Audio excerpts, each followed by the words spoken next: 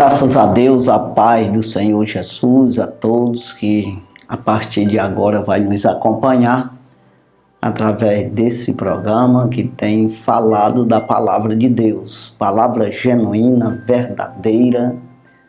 Nós aqui não estamos buscando fama ou dinheiro ou alguma coisa nos tornar conhecido, de alguma forma contenda com alguém, ou mesmo aí uma aprovação de homem, de maneira que os homens pensem igual nós. Não, nós estamos aqui exclusivamente para pregar a palavra de Deus, palavra genuína, verdadeira, que salva. Então, o único interesse aqui é fazer o ide do Senhor. Ele disse a todos aqueles que acreditam na sua palavra, que querem salvação, que luta pela sua salvação. Ele faz parte de um exército do Senhor, que defende o reino do céu na terra. Então ele disse para todos: ide por todo mundo e pregai o evangelho. Pregar as nações, ensinando as palavras que eu vos tenho dito. Então, o dizer de Jesus não é apenas o que está escrito, mas o que significa que está escrito. Então, quando qualquer uma pessoa que queira fazer parte desse exército, fazer parte dos salvos, fazer parte do corpo de Cristo, fazer parte da igreja, fazer parte da noiva do Cordeiro, qualquer pessoa, ele vai ter o discernimento, ele vai ter a revelação que vem através do Espírito Santo, que passa a habitar nessa pessoa que quer. Quando você acredita na palavra, você piamente crê e confessa isso, você passa a ter o Espírito Santo habitando na sua vida. E é Ele que convence, é Ele que ensina, é Ele que intercede, é Ele que dá o verdadeiro sentido da palavra. Então não é apenas umas letras escritas, mas um poder de Deus, uma aprovação de Deus, uma justiça de Deus, um juízo de Deus, uma salvação de Deus, uma graça de Deus que vem a nosso favor, quando nós nos interessamos pela palavra de Deus. Então aí o Espírito está conosco e ele penetra todas as coisas, ainda as profundezas de Deus, diz o apóstolo Paulo. E ele traz para nós a revelação, o verdadeiro sentido, as riquezas que há na salvação para você valorizar. Você não vai valorizar uma coisa que para ti não tem valor. Ainda que tenha, mas para ti você não tem o conhecimento desse valor. Por isso você não se interessa por isso aí. Você não vai se interessar, você não vai se empenhar. Você não vai respeitar, você não vai temer. Você não vai ter aí todo esse cuidado, toda essa diligência, né? Esse amor, essa dedicação nisso, porque você não conhece o valor que tem. Então, o Espírito de Deus que nos traz esse valor, esses valores. Tem até um hino da harpa cristã que diz: quero andar de valor em valor. O que é isso? Valorizando, valorizando e valorizando. Então, se você não valoriza, você não se empenha. Então, quando nós aceitamos Jesus, queremos andar na palavra de Deus, nos interessamos por isso, o Espírito Santo nos traz esses valores. Né? Paulo até fala numa das suas cartas, dizendo que ele ora todos os dias, escrevendo ali para aquelas pessoas, dizendo que orava todos os dias para que Deus, pela sua misericórdia, desse a eles o espírito de iluminação, de revelação e iluminação, para conhecer as riquezas da salvação do Senhor. Então é isso aí. que a mente nossa venha a ser iluminada, né? Que venha as revelações, o mistério da palavra, que é uma coisa oculta que você tem que crer, garimpar, buscar isso aí para você penetrar, entrar nesse segredo de Deus, nesse mistério de Deus, para que você conheça o que está por detrás de tudo isso, escondido, né? Então, no mundo espiritual, está escondido em Deus, né? Então, você passando a conhecer, quanto mais você se empenha, mais você conhece, mais você vai se interessar, porque você vai entendendo, você vai compreendendo. Mas quando você permanece no natural, você não vai compreender as coisas do Espírito de Deus, porque parece loucura, diz o apóstolo Paulo. O homem natural não pode compreender as coisas do Espírito de Deus, né? Então não pode mesmo, porque ele está no natural, ele não entrou nesse mundo espiritual. E para você caminhar nesse mundo espiritual, que é, como Jesus disse, eu sou o caminho, verdade e vida, então você entrou no Evangelho de verdade. Então você começa a ver a vida, então você começa a se interessar por isso. Porque você vai enxergar a vida, vai enxergar o reino. Então, quando você começa nisso aí você já começa a entender, a discernir. E de ninguém ser discernido, né? Então, nós estamos aqui com esse programa, começando agora, e eu quero chamar a atenção para você aqui, no sentido de Páscoa, mais ou menos o que é, assim, como eu posso dizer, na maneira mais fácil de você entender, não dentro da teologia. Não, nós vamos falar uma coisa bem simples, uma linguagem bem popular, uma linguagem bem fácil, né? Para você compreender, né? Porque às vezes as pessoas, eles complicam muito, né? Vai explicar, vai pregar a respeito da Páscoa, a respeito da Santa Ceia, a respeito do nascimento de Jesus, o verdadeiro, o que é Natal. Mas a pessoa acaba entrando muito na teologia e confundindo a mente das pessoas. Então tem que ser palavra bem popular, porque na verdade Jesus pregava assim, né? Bem simples para o analfabeto e o sabido entender. Então, porque a gente não prega o evangelho só para quem estudou. A gente prega o evangelho para toda criatura, né? No sentido homem e mulher, né? Claro que é ser humano. Então não é para quem é doutor, para quem é filósofo, para quem é cientista, para quem tem aí um acadêmico, uma coisa. Não, é para todas as criaturas.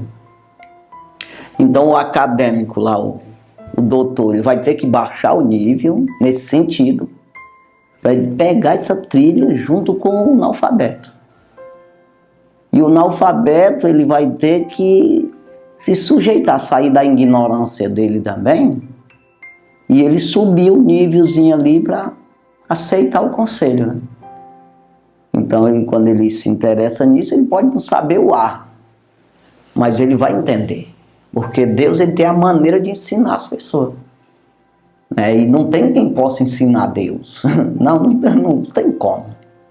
Quem dá conselho a Deus? Quem ensina ele? Quem dá as coisas para ele primeiro, para depois cobrar dele? Não existe isso. Deus, ele é acima de tudo. Então o Espírito de Deus vai fazer essa pessoa entender as coisas sem ele saber ler. Não precisa de saber ler para ele ter salvação. Se fosse assim, tanta gente tinha ido para o inferno inocente, ou injustamente, é a palavra melhor. Então veja, com Deus não há injustiça. Não tem. Então é mais difícil o doutor se rebaixar para pegar a simplicidade do Evangelho. Então, porque ele se acha que sabe das coisas e quem não tem estudo não sabe. Não é isso aí. Nós temos que ter pobreza de espírito. Nós temos que nos humilhar. Tem que ter humilhação. Vinde a mim todos que estáis cansados e oprimidos. Se você acha que não está, então você não vai ver Jesus. Não tem como. Então tem que saber que eu sou necessitado de Jesus. Todos que estáis cansados. Eu tenho que saber que estou cansado. Eu tenho que saber que estou oprimido pelo diabo, pelo pecado. Eu tenho que reconhecer, eu tenho que ter um reconhecimento. E para mim reconhecer isso aí, eu tenho que me humilhar. Então Jesus, ele disse, onde está escrito em Mateus capítulo 11, versículo 28. Não é 28, é 28, 29, 30, é isso aí. Então, aí ele ali está dizendo, vinde a mim todos estáis cansados e oprimidos, eu vos aliviarei. Então só ele pode aliviar, ele pode dizer e fazer mesmo. Porque ele expulsa os demônios, ele tem poder, nada tem poder de ir contra Deus. Se Deus é por nós, quem será contra nós? Né? Se ele é a teu favor, ou seja, você correu a ele, você recorreu a ele, se humilhou buscando nele o conselho, a proteção, está seguro. Então, todos estáis cansados e oprimidos, eu vos aliviarei, tomai sobre vós o meu jugo, aprendei de mim, sou manso e humilde de coração. Então, sem humildade e mansidão, primeiro até a mansidão, eu sempre digo isso, que para você ser humilde, você tem que ser manso. Né? Não tem como você com braveza, com ódio, com rancor, com ira, com prepotência, né, você ser humilde. Então aí já é a arrogância, né? É o contrário de humildade. Né? Então você ser manso desse tipo. Não. Então a mansidão traz a humildade. Eu acredito assim. É claro que primeiro tem que ser humilde em tudo, mas mesmo assim eu insisto em dizer que o humilde ele é manso. E sem mansidão não é humilde. Né? Então tem aí uma ligação, né, que Jesus ele disse, aprendei de mim que sou manso e humilde, de coração, a coisa do interior dele, da alma. Então é isso aí, nós vamos falar aqui de Páscoa e de Natal, né? Assim, de uma maneira bem simples, que dê de você entender. Então veja aqui, eu quero ler aqui, primeira carta de Paulo aos Coríntios, capítulo 5. Primeira carta de Paulo aos Coríntios, capítulo 5, versículo. Nós vamos ler aqui o 7 e o 8. Capítulo 5, versículo 7 e 8, que diz assim, limpai-vos, pois, do fermento velho, para que sejais uma nova massa, assim como estáis sem fermento, porque Cristo, nossa Páscoa, foi sacrificado por nós. Versículo 8, pelo que façamos festa, não com o fermento velho, nem com o fermento da maldade, da malícia, mas com os asmos da sinceridade e da verdade. Então veja uma coisa bem explicadinha aqui. Paulo falando naquela época, não tinha aí nessa questão Natal, acredito, claro que não.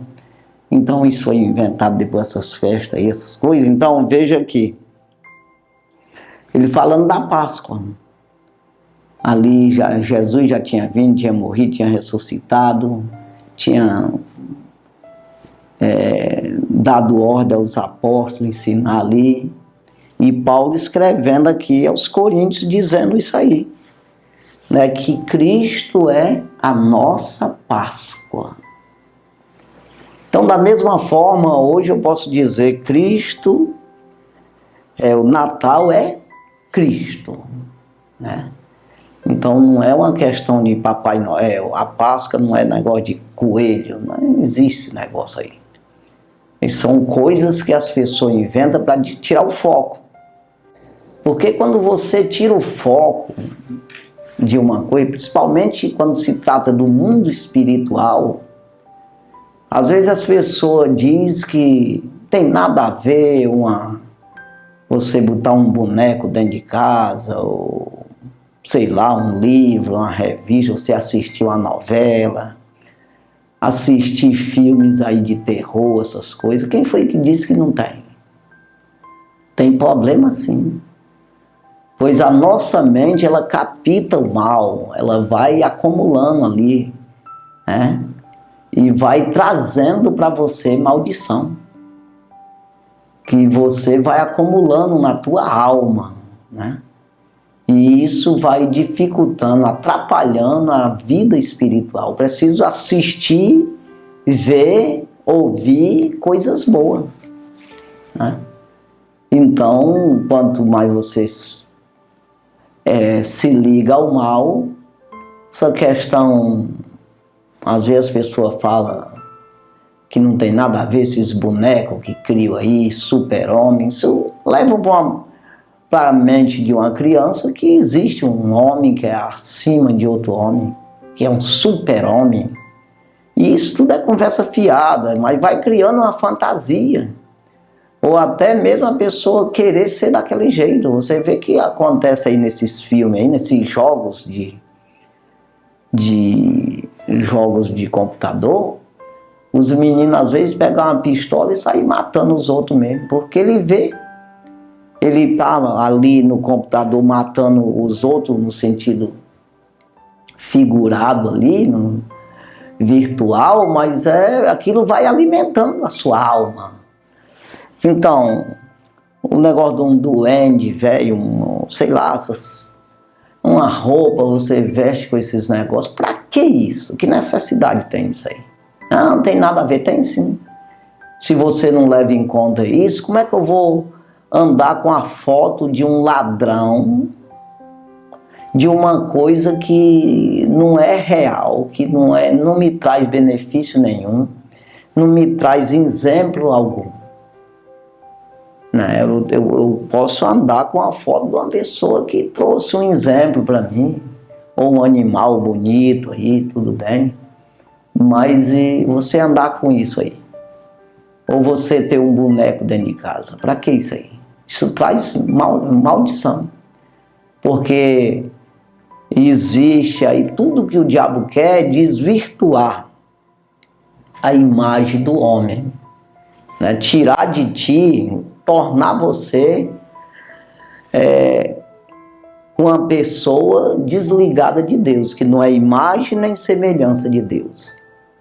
Então você é imagem e semelhança de Deus, e você precisa ser como tal. Então você não deve ser imagem e semelhança do Satanás. Então eu preciso transparecer, eu preciso parecer, eu preciso levar isso para as outras pessoas. Então se eu uso um boneco aí que não existe, que um ser humano, não tem um ser humano daquela forma, então eu estou tirando o foco do ser humano real, que é. Para as pessoas pensar que existe um daquele jeito, não existe. Se apoiar numa coisa que é uma mentira, uma lenda, uma conversa fiada. Então é complicado esses tipos de coisa aí. Mas o nosso Deus, ele é um Deus verdadeiro. E ele quer que você pareça com ele. Nas atitudes, em todos os sentidos. Então eu quero ler aqui, eu vou fazer uma leitura aqui. Em Êxodo, capítulo 12, eu vou ler aqui uns versículos aqui. Bem com calma, que eu não estou muito apressado mesmo, né? Não adianta nem apressar, porque as coisas de Deus é assim. Com calma, para você aprender, você tem que ter humildade, esperar. Não adianta conversa fiada, irmão.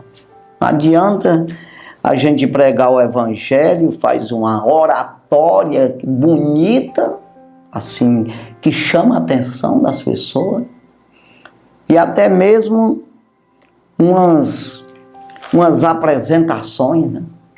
Uns teatros, umas coisas. Não funciona. Tem que ter aprendizado, confiança no Senhor, aprender a confiar no Senhor e entender como fazer para que seja aprovado por Deus. Senão não se salva, não adianta você fazer teatro, nem barulho, zoada, não adianta. Então aqui, Êxodo capítulo 12, versículo 1, diz assim: falou o Senhor a Moisés e a Arão na terra do Egito, dizendo: este mesmo mês vos será o princípio dos meses. Este vos será o primeiro dos meses do ano. Versículo 3. Falem a toda a congregação de Israel, dizendo: aos 10 deste mês, tome cada um para si um cordeiro, segundo as casas dos pais. Um cordeiro para cada casa. Vá prestar atenção aí, depois você pode ler aqui nessa passagem, né? Mas olha o que diz, versículo 4. Mas se a família for pequena para um cordeiro, então tome um só com o seu vizinho, perto da sua casa, conforme o número das almas, conforme o número de pessoas, né? Conforme o comer de cada um. Fareis a conta para o cordeiro. Versículo 5. O cordeiro ou o cabrito será sem mácula. Ele todo perfeitozinho. Aí já é para você entender aqui. Quando ele está dizendo que tem que tomar um cordeiro, se a família for pequena, tomar um cordeiro para 2 famílias, ele vai dizer aqui, porque não pode ficar nada do cordeiro, tem que comer tudo. E isso aqui é um exemplo para nós. O evangelho não tem um tio fora. Não, eu vou tirar aqui uma vírgula. Deus não vai nem perceber isso. Eu vou pular essa vírgula e vai dar tudo certo. Melhora a minha vida, vai ficar favorecido para mim se eu pular essa vírgula, ou esse J, como Jesus disse, não se tira um tio e nem um J. Né? Então, o evangelho é para você ser a favor, se interessar, defender por completo, ainda que você não consiga. Mas você é a favor, você não é contra. Não, eu por mim, na minha opinião, tirava essa vírgula. Você, na tua opinião, agora na de Deus não. Você pode tirar na tua Bíblia, comprar uma Bíblia sem ela, ou fazer uma para ti. Só que você não consegue mudar. A palavra continua a mesma, com a vírgula lá. Você que tirou da tua vida aquela vírgula. Você que desconsiderou, que é você que perdeu. Então entenda aqui, o cordeiro é sem mácula, tem que ser. Jesus tinha pecado? Não, pois é. Então o cordeiro, no sentido natural, um carneiro, ele era de 1 ano, vai dizer aqui, e sem mancha, ser todo perfeitozinho. Esse carneiro ou esse cabrito. Então veja, o cordeiro ou o cabrito será sem mácula. Um macho de 1 ano, o qual tomareis das vossas, das ovelhas ou das cabras. Versículo 6. E o guardareis até o 14º dia deste mês, e toda o ajuntamento da congregação de Israel o santificará à tarde. Versículo 7. E tomarão do sangue, e pôr-lo-ão em ambas as ombreiras e na virga da porta, nas casas em que o comerem. Aqui é outra coisa, é o sangue do Cordeiro, né? Então é para nós entender aqui, apontando tudo para Jesus. O sangue de Jesus nos purifica. Então, para colocar no umbral da porta, na entrada, para passar o sangue lá, né? O sangue do Cordeiro, né? Então, versículo 8, né? E naquela noite comerão a carne assada no fogo, com pães asmos, com ervas amargosas, o comerão. Aqui é outra coisa, o evangelho, ele não é essas coisas boas não, para a carne, no sentido físico, no sentido pessoa, sentido carnal, terreno. E quando eu como ele, o evangelho, ele me traz palavra da cruz, como diz o apóstolo Paulo.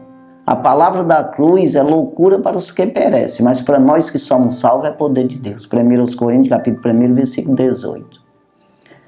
Então, você vê Ezequiel, ele comeu um livro, ele disse que na boca era doce, mas quando bateu no ventre era amargoso. É exatamente, ele traz luta, o evangelho, porque você vai lutar pela tua vida celestial, a tua vida eterna. Então você vai lutar contra o mal, contra os demônios, contra você, os teus desejos, que vai contra a Bíblia, vai contra a tua alma. Então você vai combater contra você mesmo. Então é uma coisa que não é bom. Então aqui apontava para essa desvantagem no sentido carnal, que é o evangelho. O evangelho é para quem tem desejo de salvação, para quem acredita e quer, e entra nesse mundo espiritual e se interessa e vê a vida eterna, como disse o próprio Jesus a Nicodemos, aquele que não nascer de novo, que é outra vida, né? Claro, pela palavra, não pode ver o reino do céu, não pode entrar se não nascer da água do Espírito, a orientação da palavra através do Espírito. Não pode entrar no reino. Então é isso aqui. Então isso aqui faz parte. E naquela noite comerás a carne assada no fogo, com pães asmos, com ervas amargosas o comerão. Versículo 9. Não comereis dele nada cru, nem cozido em água, senão assado ao fogo. E aí a cabeça com os pés e com a fissura. É tudo, não fica nada, né? Então, versículo é a questão dos segredos, da maneira que é, né? Cozido nem cru. Não, tem que ser assado, né? Aí ele diz aqui no versículo 10, nada dele deixareis até pela manhã. Mas o que dele ficar até pela manhã, queimareis no fogo, para ficar nada. Então o evangelho, ele é para ser queimado ali, pelo poder de Deus, ou seja, os teus pecados, né? É queimado ali pelo poder de Deus, é você permitir ser assado pelo poder do Senhor mesmo, de maneira que você possa ficar santificado, né? Então aqui, versículo 11, assim, pois, o comereis, os vossos lombos cingidos, e os vossos sapatos nos pés, e o vosso cajado na mão, e o comereis apressadamente, esta é, aí diz apressadamente, ponto, vírgula, esta é a Páscoa do Senhor. Essa é a Páscoa. Versículo, vou ler mais 2 versículos aqui. E eu passarei pela terra do Egito nesta noite e ferirei todo o primogênito da terra do Egito, desde os homens até os animais, e sobre todos os deuses do Egito farei juízo. Eu sou o Senhor. Então veja aqui como foi estabelecido a Páscoa. Então a Páscoa era dessa forma aqui. Aí, quando é agora, depois aí de Jesus, aí não sei nem quando foi, que eu não vou atrás dessas coisas, e nem quero, mesmo que eu soubesse, não ia te explicar. Quer estudar quando foi da onde veio essas histórias. Não, o importante aqui para nós é você não pensar assim. Jesus é a nossa Páscoa. Como foi dito aqui, né, em 1 Coríntios, né? Vou repetir aqui para você entender como disse o apóstolo Paulo, né? Então ele diz que Jesus é a nossa Páscoa, né? Então ele falando aqui, vamos chegar aqui. Alimpai-vos, pois, do fermento, pão asmo. Não tem fermento. Não levenda, ele não incha, não cresce a massa. Então o que é isso? É você ficar puro, sem mistura, sem se misturar com o pecado do mundo, sem deixar crescer a vaidade, os desejos mundanos, as concupiscências mundanas, as concupiscências da tua própria carne, tu ceder a isso aí. Então isso é você levedar, você crescer e o Senhor diminuir, que é para ser o contrário. Ele cresça e nós diminua. Então ele vem secar nós com o seu fogo, o fogo do Espírito Santo, vem a murchar, em vez de tufar, você diminui. Então, alimpai-vos, pois, do fermento velho, que é o pecado, né? Para que sejais uma nova massa, uma massa sem fermento, sem pecado, sem o eu, sem a prepotência, sem a vaidade. Como estáis sem fermento? Porque Cristo, nossa Páscoa, foi sacrificado por nós. Versículo 8. Pelo que façamos festa, não com o fermento velho, nem com o fermento da maldade e da malícia, né? Mas com os asmos, que é o pão asmo, ele compara aqui, com os asmos da sinceridade e da verdade. Com sinceridade na palavra de Deus, verdade, palavra de Deus, sinceridade na presença de Deus. É isso aí. Então, quando nós vamos falar de Natal, aí nós temos que ver também que não é essa história aí de Papai Noel. Isso tudo é uma fantasia criada, a Páscoa aí, um coelho, ainda tem uns ovos de coelho. Isso não existe, conversa fiada. As pessoas vão lubriando, tirando o foco do Senhor Jesus. Tirando o verdadeiro sentido da Páscoa, que era apontando para o Cordeiro de Deus. Falar um Cordeiro de Deus, vou logo ler aqui. Cordeiro de Deus que tira o pecado do mundo. Você vê que ali o povo de Israel, eles vieram fazendo essa festa todos os anos. E fazendo a mesma coisa, pegando um carneiro que fosse sem mácula, sem mancha, se não fosse aleijado, né? Apontando para Cristo, que era perfeito, e é perfeito.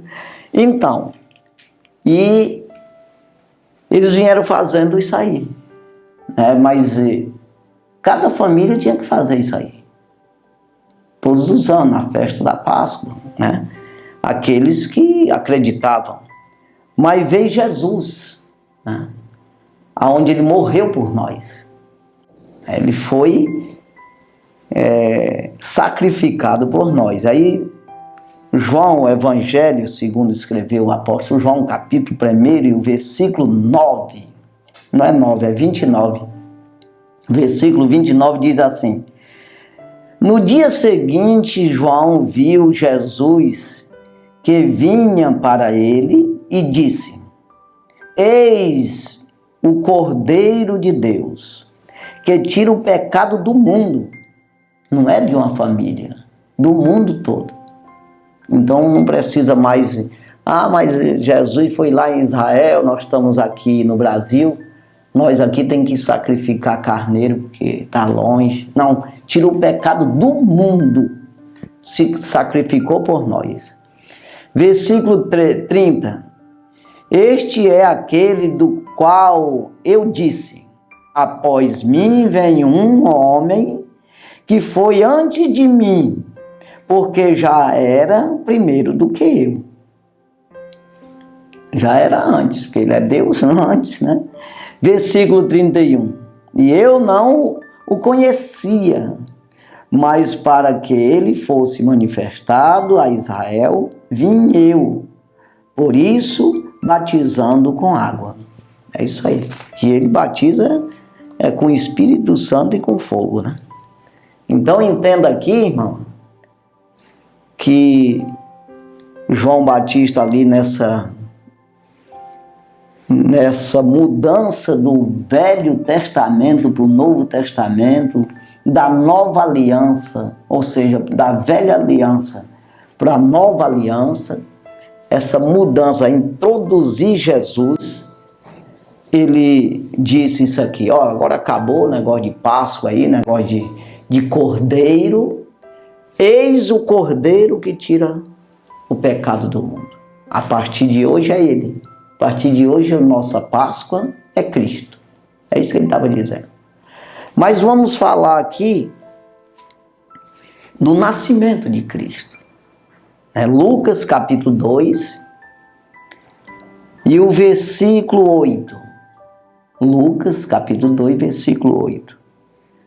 Que diz assim: ora, havia naquela mesma comarca pastores que estavam no campo, guardavam durante a vigília da noite o seu rebanho.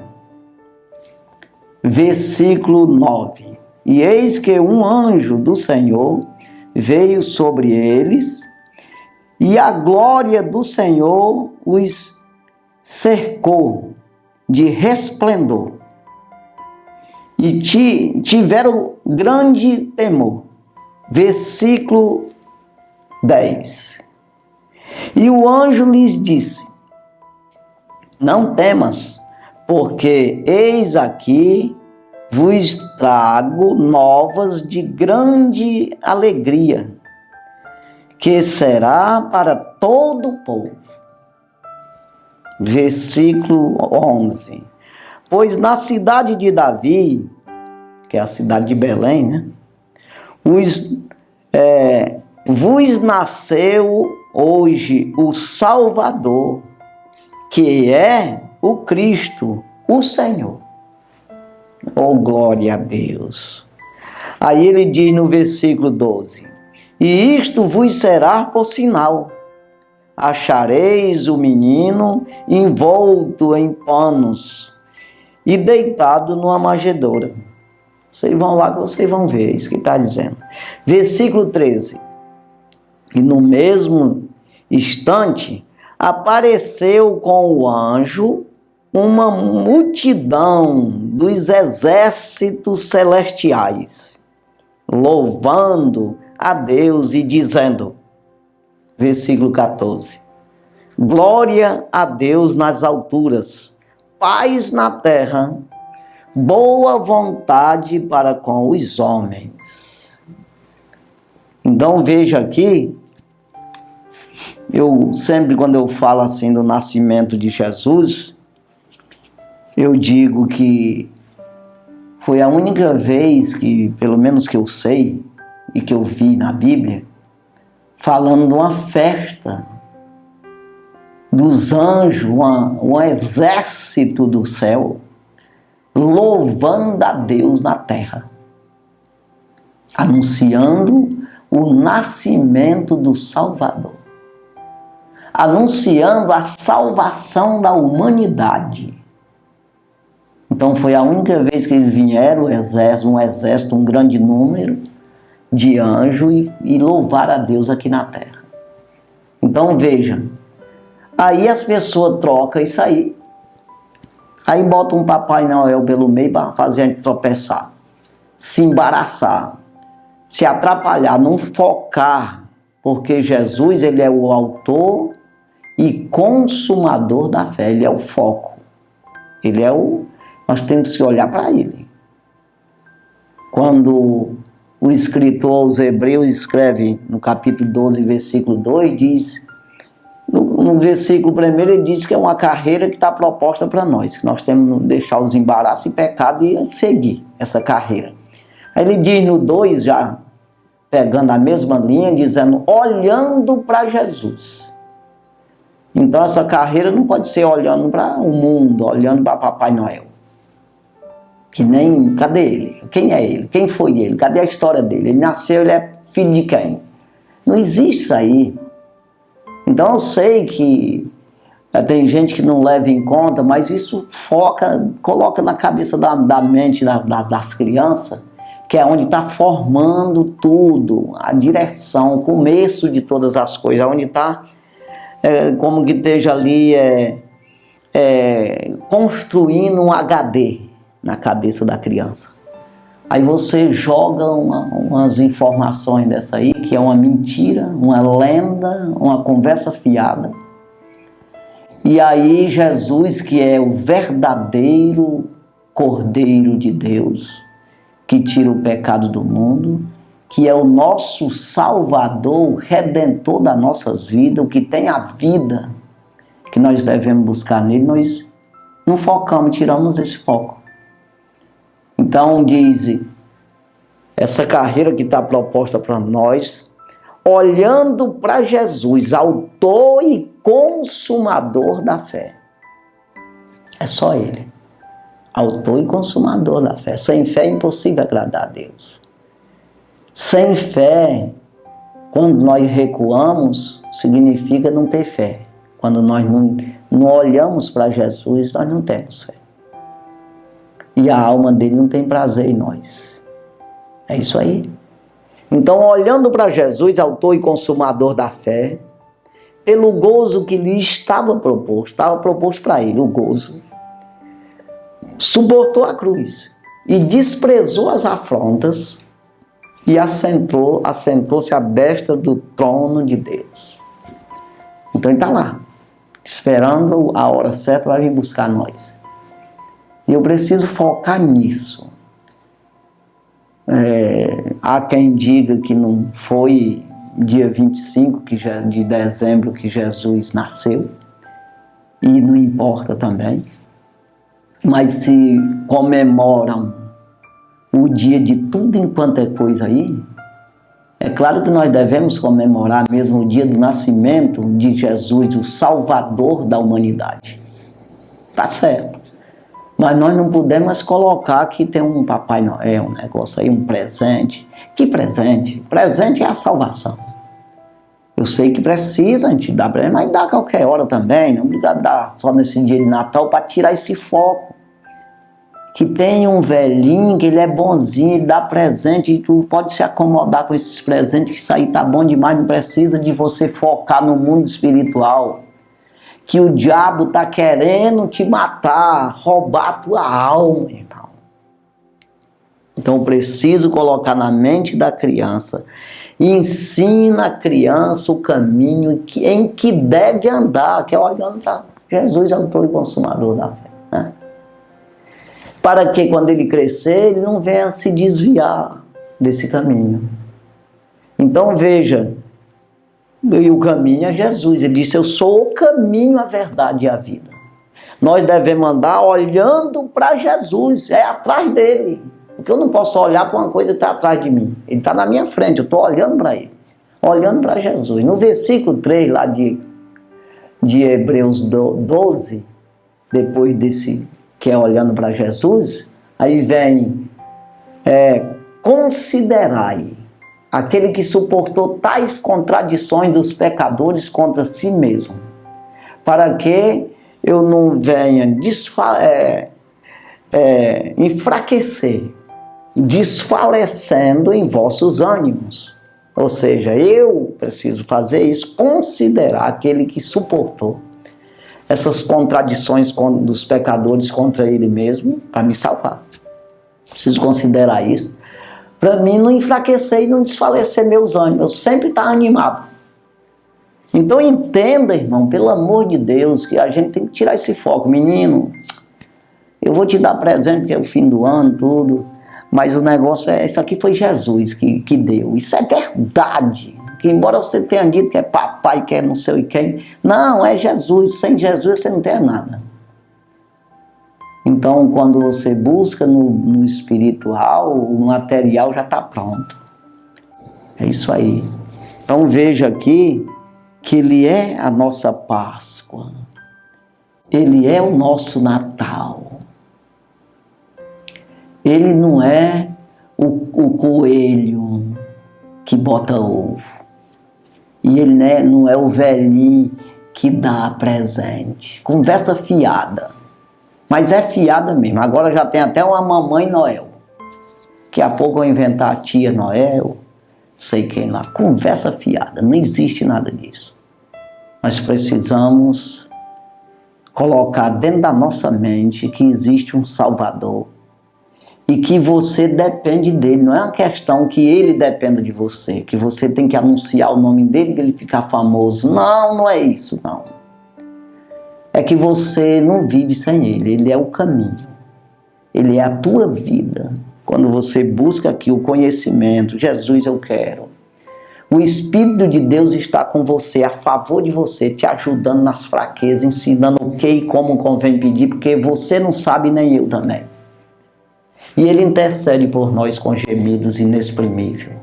É o professor, é o que revela, vai nas profundezas de Deus e traz a revelação. O verdadeiro sentido da vida. E a vida, o poder, a força, a coragem, a atitude. Esse poder de você expulsar o mal, de você vencer o mal. É isso aí.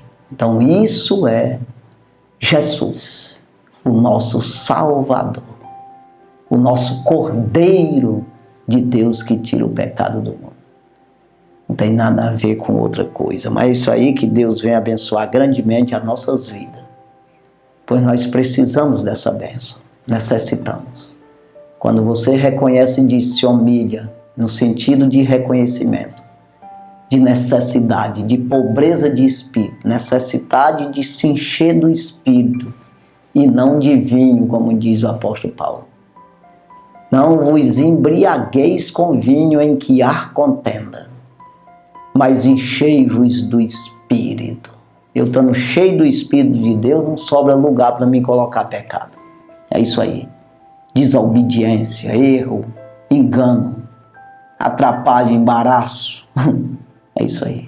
Que Deus abençoe grandemente. Vamos orar. Santo e maravilhoso Deus, obrigado, Jesus, pela tua palavra, obrigado pela oportunidade que o Senhor tem nos dado de estar aqui mais uma vez, dizendo que o Senhor é Rei dos Reis e Senhor dos Senhores, é o nosso Salvador, o nosso Redentor, é a nossa vida, aonde está escondida com o Senhor em Deus. Pai querido, ajuda, abençoando todos que estão nos assistindo, as criancinhas, as pessoas, meu Deus, que ouvem essas lendas, meu Senhor, e às vezes se apega a elas, que eles venham compreender que existe um Cristo, que é o Salvador e que eles precisam conhecer mais e mais e assim seguir os teus conselhos, a tua palavra, aprender do Senhor, tomar o jugo do Senhor e aprender do Senhor, que é manso e humilde de coração. Abençoa, cuida, ajuda, fortalece a cada criancinha, ajudando a ser esclarecido de quem é o Senhor. Pai, abençoa em tudo, e em tudo, meu Deus, nós te damos graça, meu Senhor, no nome de Jesus. Amém. Graças a Deus, Deus abençoe sua vida, no nome de Jesus. Amém.